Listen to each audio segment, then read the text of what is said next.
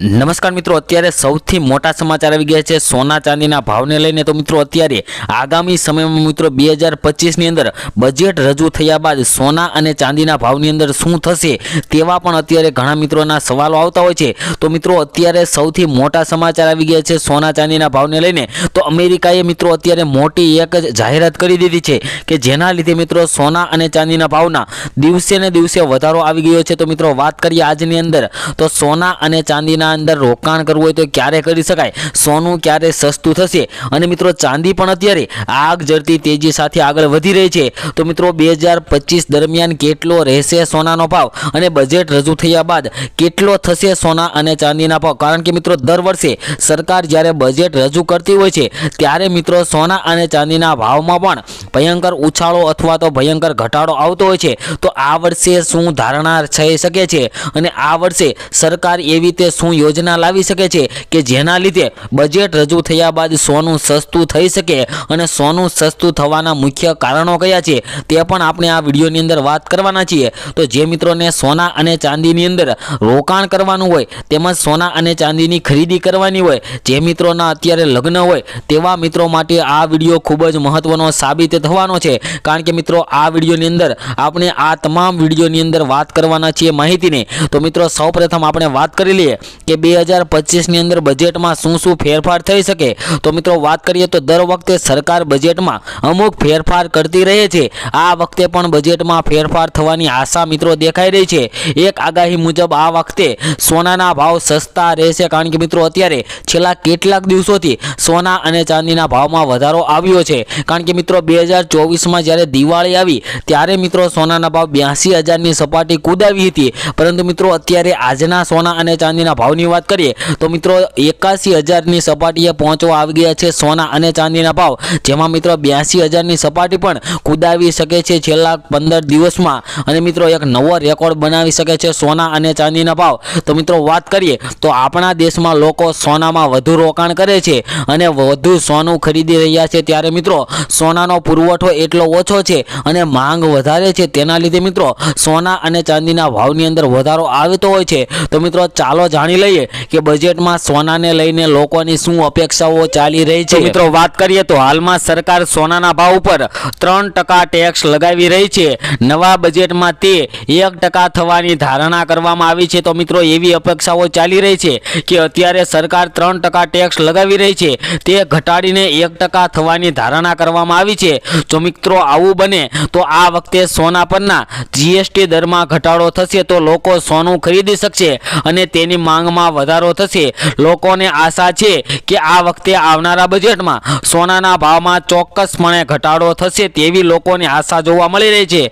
તો મિત્રો વાત કરીએ તો લેબમાં ઉગાડવામાં આવતા હીરા પર અપેક્ષિત ટેક્સ કાપ। મિત્રો અત્યારે વાત કરીએ તો હીરાના વ્યવસાય સાથે સંકળાયેલા લોકો ઈચ્છે છે કે હીરા પરનો ટેક્સ ઓછો કરવામાં આવે, જેના લીધે મિત્રો અત્યારે હીરાના વ્યવસાયની અંદર જે મંદીનો માહોલ જોવા મળી રહ્યો છે તે મિત્રો અત્યારે તેજીમાં જોવા મળે અને મિત્રો ટેક્સ ઓછો કરવામાં આવે તેવું મિત્રો 2025ની અંદર બજેટમાં કરવામાં આવે તો ઘણા મિત્રોને અત્યારે સોના અને ચાંદીની ખરીદી કરી શકે અને મિત્રો જે પ્રયોગશાળાની અંદર ઉગાડવામાં આવતા હીરાની ગુણવત્તા અને માંગ વધારવા માટે પ્રયોગશાળામાં ઉગાડવામાં આવતા હીરા અને કુદરતી હીરાના દરમાં તફાવત હોવો જોઈએ। હાલમાં વાત કરીએ તો પ્રયોગશાળામાં ઉગાડવામાં આવતા હીરા અને કુદરતી હીરા પર ટેક્સનો દર સમાન છે। હાલમાં બંને ઉપર જોઈએ તો મિત્રો 3% ટેક્સ જોવા મળતો હોય છે અને મિત્રો કાઉન્સિલિંગ દ્વારા એવું પણ સૂચન કરવામાં આવ્યું છે કે આ બે યોજનાઓ શરૂ થવાની સાથે ઈએમઆઈ અને ગોલ્ડ મોનેટાઇઝેશન સ્કીમની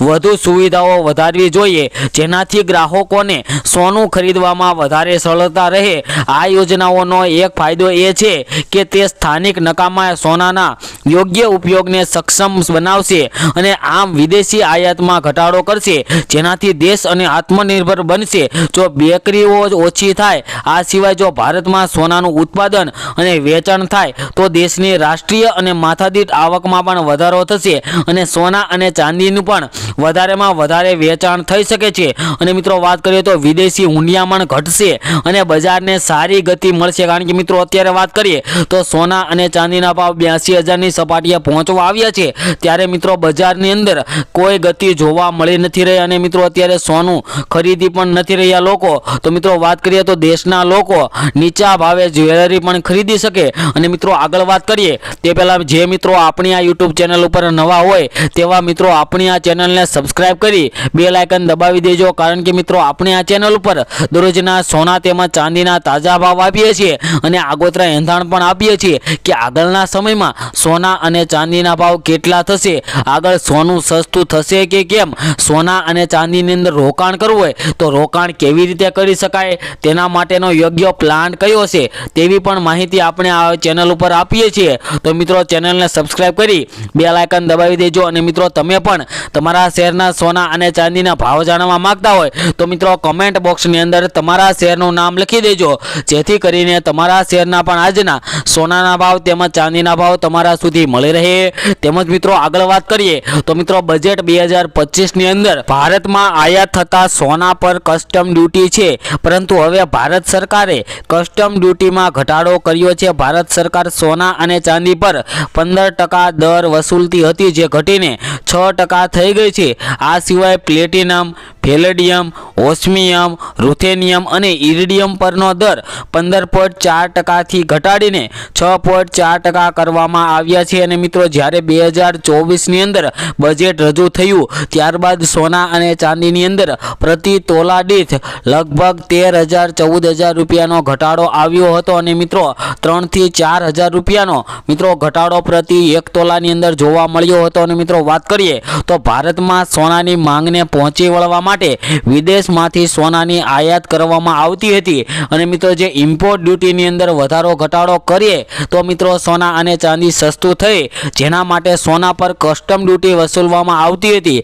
ભારતમાં સોનાની આયાત પર કસ્ટમ ડ્યુટી 12.5% હતી, જે ભારત સરકાર દ્વારા ઘટાડીને 10% કરવામાં આવી છે. અને મિત્રો આવી જ રીતના જો આ વર્ષે પણ મિત્રો કસ્ટમ ડ્યુટીની અંદર ઘટાડો કરે તો મિત્રો ઇમ્પોર્ટ ડ્યુટીમાં જો ઘટાડો થાય તો સોના અને ચાંદીની અંદર ઘટાડો થઈ શકે છે. અને મિત્રો હવે આપણે આજના સોના અને ચાંદીના ભાવની વાત કરી લઈએ, જેમાં મિત્રો આપણે સૌપ્રથમ આજે ચાંદીના ભાવની વાત કરીશું, જેમાં 1 ગ્રામ ચાંદીના ભાવ છે આજે 90 રૂપિયા, 10 ગ્રામ ચાંદી 903 રૂપિયામાં, જ્યારે 100 ગ્રામ ચાંદીના ભાવ 9,036 રૂપિયા અને 1 કિલો ચાંદીનો ભાવ 9,360 રૂપિયા જોવા મળી રહ્યો છે.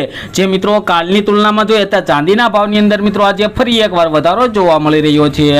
તો મિત્રો હવે આપણે સોનાના ભાવની વાત કરીશું તે પહેલા મિત્રો છેલ્લી 24 કલાકના સોનાના ભાવનો ગ્રાફ જોઈ લે તો ગ્રાફના અંદર મિત્રો તમે જોઈ શકો છો કે આજે ફરી એકવાર સોનાના ભાવમાં વધારો થયો છે. તો આજના સોનાના ભાવની વાત કરીએ, જેમાં સૌપ્રથમ મિત્રો આજે આપણે 22 કેરેટ સોનાના ભાવની વાત કરીએ તો 1 ગ્રામ સોનાના ભાવ છે આજે 7,624 રૂપિયા, 10 ગ્રામ સોનું 76,240 રૂપિયામાં, જ્યારે 100 ગ્રામ સોનાના ભાવ મિત્રો જોઈએ તો 7,62,400 રૂપિયા જોવા મળી રહ્યા છે. જે મિત્રો કાલની તુલનામાં જોઈએ તો 100 ગ્રામ સોનાના ભાવમાં આજે મિત્રો જોઈએ તો 6,210 રૂપિયાનો ભયંકર વધારો જોવા મળી રહ્યો છે. તેમજ મિત્રો 24 કેરેટ સોનાના ભાવની વાત કરીએ તો 1 ગ્રામ સોનાના ભાવ છે આજે 8,187 રૂપિયા, 10 ગ્રામ સોનું 81,870 રૂપિયામાં, જ્યારે 100 ગ્રામ સોનાના ભાવ મિત્રો જોઈએ તો 8,18,700 રૂપિયા જોવા મળી રહ્યા છે. જે મિત્રો કાલની તુલનામાં જોઈએ તો 100 ગ્રામ સોનાના ભાવમાં આજે 6,440 રૂપિયાનો ભયંકર વધારો મિત્રો સોનાના ભાવની અંદર જોવા મળી રહ્યો છે. તેમજ મિત્રો આગળના સમયમાં પણ હજુ સોનું સસ્તું થશે તેવા મિત્રો આગોતરા એંધાણ આવી ગયા છે, કારણ કે મિત્રો જ્યારે બજેટ રજૂ થતું હોય છે ત્યારે ઇમ્પોર્ટ ડ્યુટીની અંદર જો ઘટાડો વધારો ટકાવારીમાં થવામાં આવે તો મિત્રો સોના અને ચાંદીના ભાવમાં ઘટાડો આવતો હોય છે. અને મિત્રો આ વખતે પણ એવું જ બને તો મિત્રો સોનું સસ્તું થઈ શકે છે. તેમજ મિત્રો વાત કરીએ તો તમે પણ તમારા શેરના સોના ચાંદીના ભાવ જાણવા માંગો હો તો મિત્રો કમેન્ટ બોક્સની અંદર તમારા શેરનું નામ લખી દેજો, જેથી કરીને તમારા શેરના પણ સોના ચાંદીના ભાવ મળી રહે. તેમજ મિત્રો દરરોજના સોના ચાંદીના તાજા ભાવ મેળવવા માટે તેમજ તેને લગતા આગોતરા એંધાણ જાણવા માટે, એટલે કે આગળના સમયની અંદર સોના અને ચાંદીના ભાવમાં કેવી રીતના વધારો ઘટાડો થશે તેવી માહિતી મેળવવા માટે અમારી આ યુટ્યુબ ચેનલને સબસ્ક્રાઇબ કરી મિત્રો બેલ આઇકન દબાવી દેજો. ખૂબ ખૂબ આભાર મિત્રો.